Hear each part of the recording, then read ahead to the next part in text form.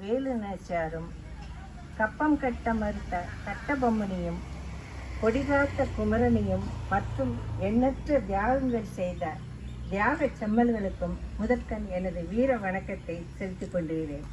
இந்த 78வது சுதந்திர தின விழாவிற்கு கூடியுள்ள எனது அன்பு சகோதர சகோதரிகளுக்கு எனது சுதந்திர தின வாழ்த்துக்களும் வணக்கங்களும். இது மிக பெருமைக்குரிய விஷயம். ஒரு கொடியேற்றுறது என்பது ஒரு கிடைக்காத பாக்கியம். இன்னைக்கு அது எனக்கு கொடுத்தவங்க அனைவருக்கும் எனது நன்றியை தெரிவித்துக் கொள்கிறேன். நான் பெரிய பேச்சாளரும் இல்லை, பேசுறதுக்கு என்ன சப்ஜெக்ட்னு தெரியல. ஆனால் சில நேரம் அந்த யூடியூப் தான் கை கொடுத்தது.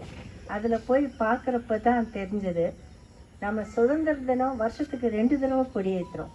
சுதந்திர தினத்துக்கும் ஏற்றுறோம், குடியரசு தினத்துக்கும் ஏற்றுறோம். அந்த 2க்கும் உள்ளான வேறுபாடு சில, அதை உங்ககிட்ட பகிர்ந்துக்கிடலான்னு நினைக்கிறேன். அதாவது நம்ம நாடு வந்து பாடுபட்டு இது 78வது வருஷம். அந்த சுதந்திர தினம் நள்ளிரவிலே சுதந்திரம் கட்டோம், காலையிலே கொடியேற்றினோம். அந்த சுதந்திர தினத்தின் கொடியேற்றும் நோக்கம் என்ன?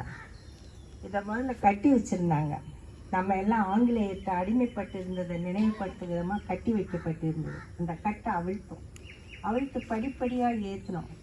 ஒவ்வொரு ஏற்றத்துலேயும் ஒரு காந்தி, ஒரு நேரு, ஒரு வேலுநாச்சியார், இந்த மாதிரி அந்த குருதி கொட்டி யாரெல்லாம் நமக்கு பாடுபட்டார்களோ அவர்களை எண்ணி வணங்கி தான் இன்றைக்கி நாங்கள் ஏற்றுறோம். அவங்கள ஏற்றி அந்த உச்சியிலே அது பட்டொளி வீசி நமக்கு பறக்குது. அந்த கொடியில் வந்து இருக்கிற வண்ணம் அவர்கள் சிந்திய குருதியின் மட்டும்தான் அந்த சிறப்பு. நம்ம செழுமைன்னு சொல்கிறோம், நம்மளுடைய பசுமை, நம் எண்ணம், நம் நாடு அந்த தர்மம் காக்கும், அந்த தர்ம சக்கரம் நடுவில் இவ்வாறு தான் இந்த கொடி வந்து அமைச்சிருக்காங்க. இதை நம்ம சுதந்திர தினத்தன்னைக்கு கீழே கட்டி மேலே ஏற்றுறோம், பிளாக் ஹாய்ஸ்டிங் சொல்கிறோம். இதே குடியரசு தினம் என்பது 1950 அநேகம் பேருக்கு தெரிஞ்சிருக்கோம். சாரி, நான் அவங்க நேரத்தை எடுத்துக்கிறது தெரியல. 1950 நம்மளுடைய அரசியல் சாசன சட்ட அமைப்புகள் அனைத்தும் சரிபடப்பட்டது. அப்போ தான் இந்த மக்கள் ஆளும் ஆட்சி குடியரசு. ஸோ அன்னைக்கு வந்து பிளாக் ஹாஸ்டிங் இல்லை, மேலே கொடி கட்டப்பட்டிருக்கும். அதை நாம் ஓப்பன் பண்ணி அந்த பூ செறிதலை மட்டும் நாம் ஏற்றுக்கிடுவோம். இங்கே பிரதமர் ஏற்றுவார், அன்னைக்கு வந்து கவர்னர் ஏற்றுவார்.